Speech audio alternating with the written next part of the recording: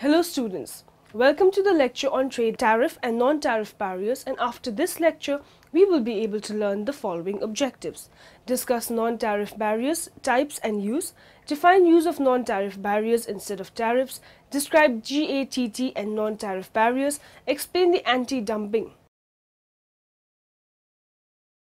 Let's start with the concept of trade barriers, tariff and non-tariff barriers. Restrictions on international trade, primarily in the form of non-tariff barriers, have multiplied rapidly in the 1980s. For example, began restricting automobile exports to the United States in 1981. 1 year later, the US government, as part of its ongoing intervention in the sugar market, imposed quotas on sugar imports. The increasing use of protectionist trade policies raises national as well as international issues. As many observers have noted, international trade restrictions generally have costly national consequences. The net benefits received by protected domestic producers, that is, benefits reduced by lobbying costs, tend to be outweighed by the losses associated with excessive production and restricted consumption of the protected goods. Protectionist trade policies also cause foreign adjustments in production and consumption that risk retaliation by the affected country. As a type of protectionist policy, non-tariff barriers produce the general consequences identified. However, there are numerous reasons besides their proliferation to focus attention solely on non-tariff barriers. Non-tariff barriers encompass a wide range of specific measures, many of whose effects are not easily measured. For example, the effects of a government procurement process that is biased towards domestic producers are difficult to quantify. In addition, many non-tariff barriers discriminate among a country's trading partners. This discrimination violates the most favored nation principle, a cornerstone of the General Agreement on Tariffs and Trade, GATT, the multinational agreement governing international trade. Not only does the most favored nation principle require that a country treat its trading partners identically, but it also requires that trade barriers reductions negotiated on a bilateral basis be extended to all GATT members. By substituting bilateral discriminatory agreements for multilateral approaches to trade negotiations and dispute settlements, countries raise doubts about the long-term viability of GATT. Let us now discuss the non-tariff barriers, the types and use. A tariff is a tax imposed on foreign goods as they enter a country. Non-tariff barriers, on the other hand, are non-tax measures imposed by governments to favor domestic over foreign suppliers. Non-tariff barriers encompass a wide range of measures. Some have relatively unimportant trade effects. Quotas. A quota is simply a maximum limitation specified in either value or physical units on imports of a product for a given period. It is enforced through licenses issued to either importers or exporters and may be applied to imports from specific countries or from foreign countries generally. Two examples illustrate these different characteristics. The United States imposes a general quota on dried milk imports. Licenses are granted to certain U.S. trading organizations who are allowed to import a maximum quantity of dried milk based on the previous imports. Voluntary export restraints and the multiplier arrangement. Voluntary export restraints, which are nearly identical to quotas, are agreements between an exporting and an importing country limiting the maximum amounts of exports in either value or quantity terms to be sold within a given period. Characterizing these restraints as voluntary is somewhat misleading because they are frequently designed to prevent official protective measures by the important country. For example, exports by the Japanese automobile industry to the United States and the United Kingdom have been limited voluntarily to prevent the governments of these countries from directly limiting imports of Japanese autos. Non-automatic import authorizations. Non-automatic import authorizations are non-tariff barriers in which the approval to import is not granted freely or automatically. There are two general categories of non-automatic licensing. Discretionary licensing, often called liberal licensing. It occurs when importer's government must approve a specific import. However, precise conditions to ensure approval are not specified. Frequently, this form of licensing is used to administer quantitative limits. Under the current restraints on U.S. imports of steel, a domestic user can request authorization to exceed the maximum import limitation if the specific product is unavailable domestically at a reasonable cost. Variable import levies. Variable import levies are special charges set to equalize the import price of a product with a domestic target price.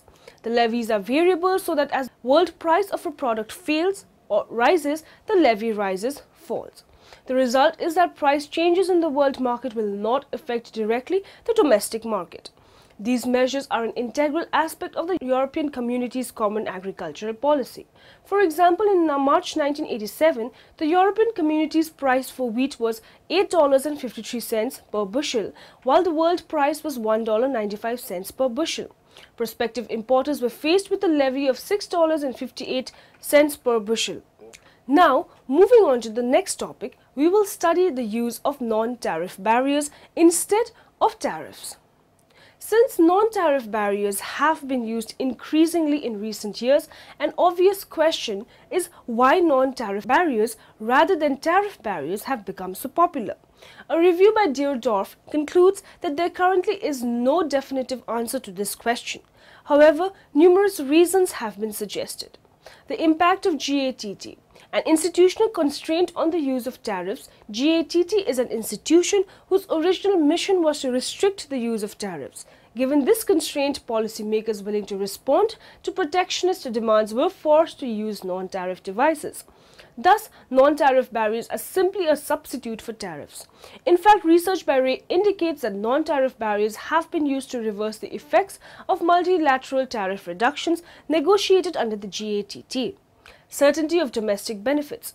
Deardorff suggests that non-tariff barriers are preferred to tariffs because policymakers and demanders of protection believe that the effects of tariffs are less certain. This perception could be due to various reasons, some real and some illusionary. For example, it may be much easier to see that a quota of 1 million limits automobile imports to 1 million than to demonstrate conclusively that a tariff of say $300 per car would result in imports of only 1 million automobiles. Benefits to other parties. The supply and the demand analysis of quotas and voluntary exports restraints highlights the difference per unit of import between what domestic and foreign consumers pay. This price differential reflects the extent of the gains that are available for some group to appropriate. With tariffs, the price differential is compared by the domestic government in the form of tariff revenue. Let's know the meaning of GATT and non-tariff barriers. The history of the multilateral trade negotiations dealing with non-tariff barriers is brief. Multilateral trade negotiations are conducted under the auspices of the General Agreement on Tariffs and Trade (GATT), which was created shortly after World War II. GATT, a term that encompasses the multilateral agreement governing international trade, the bodies administering the agreement and all associated trade-related activities, has focused on the reduction of tariff rather than non-tariff barriers. To date, rounds of GATT negotiations have been completed, with the first 6 concerned almost exclusively with tariffs. The Tokyo Round. The Tokyo Round, the most recently completed round lasting from 1973 to 1979, was a comprehensive effort to reduce trade obstacles stemming from tariffs and non-tariff measures. New or reinforced agreements called codes were reached on the following non-tariff measures: subsidies and countervailing duties, government procurement, technical standards, import licensing procedures, customs valuation, and anti-dumping. The Code on Subsidies and Countervailing Duties prohibits direct export subsidies except under certain situations in agriculture. This code is noteworthy in extending GATT's prohibition of export subsidies to trade in raw materials. Because nearly all governments subsidize domestic producers, to some extent, the code established criteria to distinguish between a domestic and an export subsidy. Domestic subsidies that treat domestic and export activities identically are generally allowed. Countervailing duties, which are tariffs to offset a subsidy received by a foreign exporter, are prohibited unless the subsidized goods are shown to be causing or threatening material injury to a domestic producer. This code also allows a country to seek redress for cases in which another country's subsidized exports displace its exports in third country markets. The Code on Government Procurement states that for qualifying non-military purchases, governments, including the government-controlled entities, must treat foreign and domestic producers alike. In addition to resolving disputes, the Code establishes procedures for opening and awarding bids. The Code on Technical Standards attempts to ensure that technical regulations and product standards such as labeling, safety, pollution and quality requirements do not create unnecessary obstacles to trade.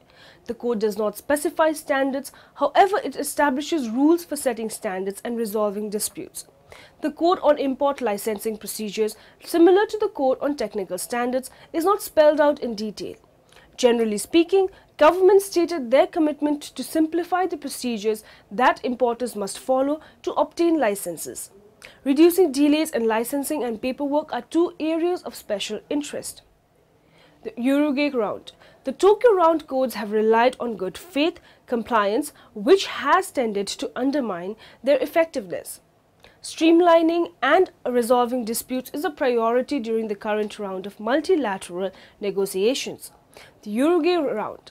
The Tokyo Round codes will be reviewed and possibly modified during the Uruguay Round. In particular, broadening the Government Procurement Code to include service contracts will be discussed. Concerning the Technical Standards Code, agreements dealing with the mutual acceptance of test data generated by other parties and the openness of the activities of standard bodies will be sought. A major issue in the Anti-Dumping Code is how to handle input dumping. The Uruguay Round, begun in September 1986, has and will discuss a number of non-tariff barrier issues, many of which extend beyond the codes of the Tokyo Round. Trade issues involving agriculture and services, banking, construction, insurance and transportation are of paramount importance. The United States has proposed the elimination of all trade and production distorting agricultural policies, while the major agricultural nations have agreed to the principles of liberalizing agriculture. The sweeping nature of the US proposal has been resisted by some nations, especially the European Community. With respect to services, the primary goal is to establish principles for extending GATT coverage to this trade. The concept of dumping. Dumping is when an identical product is sold at a lower price in the foreign market than in the home market. The definition also includes unusual situations where the same product is sold at a higher price in the foreign market than in the home market, known as reverse dumping, and the situation where the price of the product is different in the various foreign markets. The main aspect is that an organization charges a different price in different markets for the same product, and this is price discrimination. The difference between general price discrimination and dumping is that dumping occurs in an international market between countries. Today, the economic analysis of dumping is mainly focusing on the situation where the product is sold at a lower price in a foreign market than in a domestic market, since anti-dumping law only deals with this situation. The concept of dumping has also been extended to include sales, the cost of production, not taking into account if there is a price discrimination or not in different national markets. The effects of dumping. Both anti-dumping supporters and opponents agree that dumping always benefits the consumers of the importing country. Dumping results in cheap imported products, and this causes the country's market prices to decrease. The European Commission dumped imports are usually cheaper than the competitive products in the importing country. Even if the prices of the dumped imports are not lower, the additional products on the market can force down the price level. In both cases, the consumers in the importing country will benefit from the lower prices of the commodities. Did you know? The concept of dumping was first introduced by Jacob Weiner in his study "Dumping is a Problem in International Trade" in 1923. An organization is said to be dumping a product if it exports the product at a lower price than it charges in its home market. There are different opinions whether this is unfair competition or not. Anti-dumping is a counteractive measure that the government uses to defend domestic industries when dumping occurs. Anti-dumping actions are supposed to protect the domestic industries from injuries. The interest of consumers and the public interest of a nation can be hurt by dumping as well as the imposed anti-dumping measures. The public interest is affected by the measures changing the competition and the price of the product in the importing country. The WTO agreement does not pass judgment, but it provides guidelines to how a government can or cannot respond to dumping.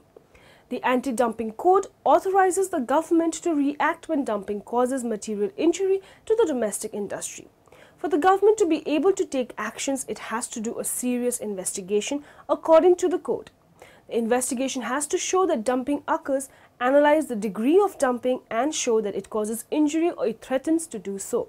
If the analysis shows that dumping is taking place, then an anti-dumping action is allowed. An action usually means imposing a duty on the imports from the specific country to bring its price closer to the normal value. An anti-dumping measure can only be applied for 5 years unless an investigation shows that a removal of the duty will cause injury. Important is that the Anti-Dumping Code says that the member countries must quickly and in detail notify the Committee on Anti-Dumping Practices. If taking preliminary and final anti-dumping actions, the investigations must also be reported twice a year. The effects of anti-dumping measures. A country that is exposed to dumping will benefit from the lower prices. The consumers of the important country will have a larger consumer surplus since they have access to a larger supply of the goods to a lower price. These consumers' benefits will be lost when the importing countries imposes an anti-dumping measure on the low-priced imports. When the duties are levied on the imports, the products will have the same price level in both domestic and the foreign market. When the price is increased in the foreign market, the supply will decrease and the producers will have to comply with an inefficient low level of output. The consumers in the importing country have to pay a higher price for the products and have less consumer surplus. Other customers will not pay the higher price and are driven out of the market, which leads to a dead weight social cost. Imposing an anti-dumping measure will cause all the consumers and the industrial user benefits from dumping to disappear. The importing country will drive the dumped products out of the market if the anti-dumping duties are high enough, or the product might remain in the market at higher prices. If the dumped products leave the market, the domestic firms are able to raise their prices due to lesser competition. The World Trade Organization. There is an elaborate set of regulations surrounding the use of anti-dumping measures. This segment will give a brief introduction to the procedures that need to be followed in order for a tariff implementation. The World Trade Organization (WTO) allows for some expectations from the principles of binding tariffs and applying them equally to all trading partners, most favored nations treatment, or MFN. One of these exceptions is that actions against dumping are allowed under certain circumstances. The WTO does not pass judgment when it comes to anti-dumping, but it instead focuses on how governments cannot react to dumping. However, the WTO disciplines anti-dumping actions, and this is usually referred to as the Anti-Dumping Agreement, although the formal name is the Agreement on Implementation. In broad definition, the WTO agreement allows governments to act against dumping where there is genuine injury to the competing domestic industry or the dumping threatens to materially retard the establishment of a domestic industry. According to the agreement, in order to do so, a government must be able to prove that dumping in fact is taking place, calculate the extent of dumping, and show that the dumping is causing injury or threatening to do so. The General Agreement on Tariffs and Trade (GATT) that allows countries to act against dumping. This is clarified and expanded by the Anti-Dumping Agreement. The two agreements work together on the issue and let countries take actions that usually would break the GATT principles of binding a tariff and not discriminating particular trading partners. Now, in the end, let us summarize what we have learned in this lecture. A tariff is a tax imposed on foreign goods as they enter a country. Non-tariff barriers, on the other hand, are non-tax measures imposed by governments to favor domestic over foreign supplies. Voluntary export restraints, which are nearly identical to quotas, are agreements between an exporting and an importing country, limiting the maximum amount of exports in either value or quantity terms to be sold within a given period. Variable import levies are special charges set to equalize the import price of a product with the domestic target price. The supply and demand analysis of quotas and voluntary export restraints highlights the difference per unit of import between what domestic and foreign consumers pay. The interest of consumers and the public interest of a nation is hurt by dumping as well as the imposed anti-dumping measures. The importing country drives the dumped products out of the market if the anti-dumping duties are high enough, or the product might remain in the market at a higher price. The World Trade Organization (WTO) allows for some exceptions from the principle of binding tariffs and applying them equally to all trading partners.